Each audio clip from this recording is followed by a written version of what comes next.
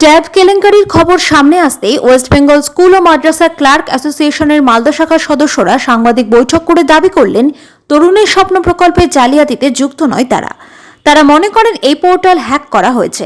School শিক্ষা দপ্তর যখন এই অ্যাপ চালু করে তার কিছুদিন পর তা বন্ধ করে দেওয়া হয়। পরবর্তীতে পুনরায় নতুন আইপি নম্বর ও পাসওয়ার্ড দেওয়া হয়।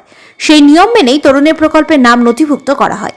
এই কেলেঙ্কারিতে শিক্ষা দপ্তরের কর্তারা জড়িয়ে থাকতে পারেন। এই কেলেঙ্কারি পর্দা ফাঁস হতেই আতঙ্কে রয়েছেন তারা। সমাজের সম্মানহানি হয়েছে তাদের।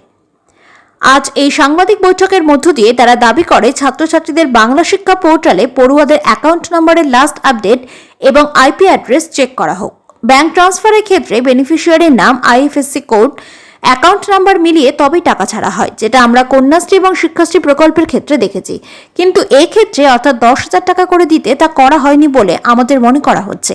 এতে ব্যাংক কর্তৃপক্ষের কিছু দায় থেকে যায়। এখানে স্কুল এবং মাদ্রাসার করণিকরা জড়িত নয়, অথচ তাদের জড়িয়ে দেওয়া হচ্ছে। আমাদের সম্মানহানি করা হচ্ছে। তবে তদন্তের ক্ষেত্রে যদি আমাদের তলব করা হয়, আমরা অবশ্যই সহযোগিতা করব। আমরা চাই ঘটনার নিরপেক্ষ তদন্ত হোক। আমরা ডিআইকে সেটা লিখিত আকারে জানিয়েছি।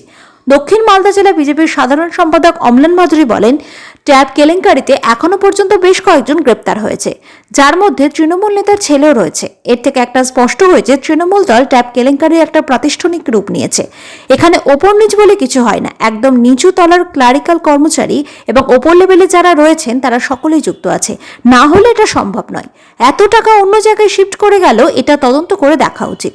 দরকার পড়লে এটা সিবিআইকে দেওয়া উচিত, কারণ এর একটা পূর্ণাঙ্গ তদন্ত দরকার। ছাত্রদের টাকা নিয়ে ছিনিমিনি খেলা কখনোই মেনে নেওয়া যায় না। জেলা তৃণমূলের মুখপাত্র আশিস কুণ্ডু বলেন, আজকে যে কেলেঙ্কারির কথা বলছেন, রাজ্যের সর্বোচ্চ আধিকারিক যারা আছেন তাদের নির্দেশে জেলা লেভেলে হাই কমিটির তদন্ত চলছে। অলরেডি বেশ কিছুজন গ্রেপ্তার হয়েছে। মালদা জেলা প্রশাসন অত্যন্ত অ্যাক্টিভ। আপনারা নিশ্চিত থাকুন, মমতা বন্দ্যোপাধ্যায়ের স্বপ্নের প্রকল্পে তরুণের প্রকল্পটিকে যারা কালিমালিপ্ত করতে চেয়েছেন তারা প্রত্যেকেই গ্রেপ্তার হবে। আমরা মিডিয়া মারফত যেটা জানতে পেরেছি, সেখানে করণিকদের নাম প্রথম কয়েকদিন করণিকদের নাম জড়িয়ে দেওয়া হয়েছিল। আমরা সেই জায়গাটা বলতে চাই যে করণিকরা এখানে কোনোভাবে জড়িত নয়, কারণ করণিকরা প্রথমে ডেটাবেসে অনেকগুলো ভিসি হয়েছিল। সেই ভিসি অনুযায়ী আমরা প্রত্যেকটা নাম কারেকশন এবং তার অনুযায়ী তাদের অ্যাকাউন্ট কারেকশন আমরা করেছিলাম। তারপরে যদি কোনো কিছু হয়ে থাকে, মাঝে একটা সময় পোর্টাল বন্ধ হয়েছিল, সেই পোর্টাল বন্ধ থাকার কারণে যদি কোনো কিছু হয়ে থেকে থাকে, পরে আমাদের ডিফল্ট পাসওয়ার্ড দিয়ে ওপেন করতে বলা হয়েছিল উচ্চতর লেভেলের স্টেক হোল্ডারের থেকে।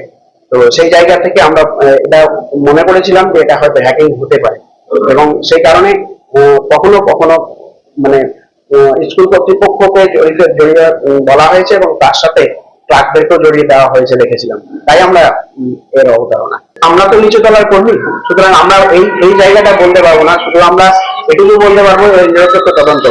আমাদের আতঙ্ক বলতে আমাদের এখানে সম্মানহানি হয়েছে, যে পেপার বা মিডিয়ায় যখনই সমাজে আমাদেরকে বিভিন্ন রকম ভাবে হেনস্থা হতে হচ্ছে, ক্লার্করা এই করে, ক্লার্করা সেই করে, কিন্তু আমরা এর সাথে কোনোভাবে জড়িয়ে নই, আমরা এটা করি না। আমরা শিক্ষা দপ্তরকে জানিয়েছি, যে কারণে হয়তো আজকে দেখতে পাচ্ছেন যে তদন্তগুলো হচ্ছে সেটা আমাদের জানানোর পরিপ্রেক্ষিতে হচ্ছে না। আমরা কারা যুক্ত হতে পারে সেই বিষয়ে আমরা অন্ধকারে, কারণ আমরা চাই তদন্ত হোক। সে তদন্ত করলে, আমি যেমন বলেছি আপনাদের আইপি অ্যাড্রেস ধরে যদি চেকিং করা হয়, বা এরকম হতে পারে যে ব্যাংকিং কোনো কারণের জন্য হতে পারে, কোনো টেকনিক্যাল কারণের জন্য। কারণ আমরা সবসময় দেখে এসেছি যে আইএফএসসি কোড, নাম এবং অ্যাকাউন্ট নাম্বার, তিনটে জিনিস মেলানো হয়, তারপরে টাকা ছাড়া হয়। যেখানে আপনার নাম মিললো অথচ অ্যাকাউন্ট নাম্বারের সাথে তার নাম মিললো না, তার সত্ত্বেও টাকা গেছে, এটা কিভাবে সম্ভব? আমরা কাজ করি, আমরা সব থেকে ডাউন লেভেলে কাজ করি। আমাদের উপর লেভেলে অনেক স্টেক হোল্ডার আছে, আমি বলেছি। এখন কোথায় হয়েছে আমাদের সেটা জানা নাই। আধিকারিক বলতে আমাদের উপরের লেভেল গুলো যারা যারা আছেন, এসআই আছেন, ডিআই স্যার আছেন, বা ডিআই স্যার স্টেক হোল্ডার আছেন, তার উপরে আরো আছে। তো প্রত্যেকেই আমাদের লেভেলের পর থেকে তারা এডিট করতে পারেন বা করার সুযোগ থাকে। আমরা এই জায়গাটাতে কনফিডেন্ট মানে নই যে তারা থাকতে পারে। আমরা বারবার একটা জিনিস একটা জায়গাতে বলেছি, সেটা হচ্ছে হ্যাকিং হতে পারে বা হয়েছে হয়তো, কিন্তু সেটা তদন্ত বেরিয়ে আসবে।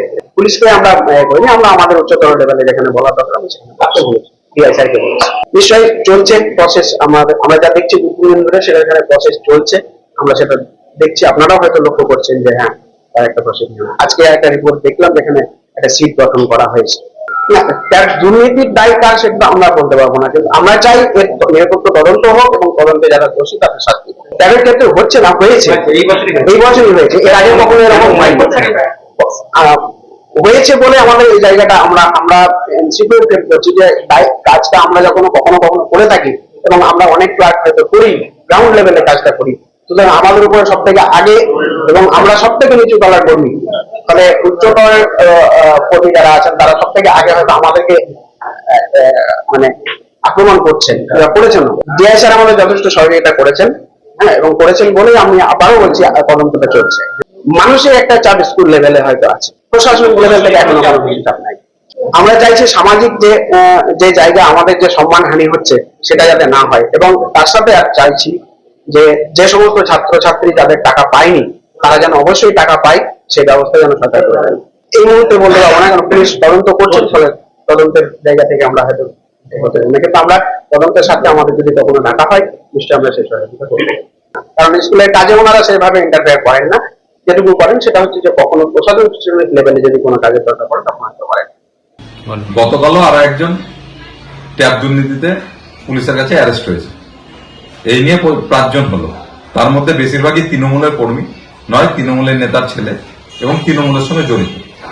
এর থেকে একটা স্পষ্ট হয়েছে যে তৃণমূল দল এই ট্যাব কেলেঙ্কারিটাকে একটা প্রাতিষ্ঠানিক রূপ দিয়েছে, এবং এখানে কেবলমাত্র উপর নিচ বলে নয়, নিচের ক্লারিক্যাল স্টাফ থেকে আরম্ভ করে টিচার এবং তার উপরে যারা আছেন ডিআই অফিস এবং তার উপরে যারা আছেন সকলেই এই চেনের সঙ্গে যুক্ত আছেন, নাহলে এটা কোনো সময় সম্ভব নয়।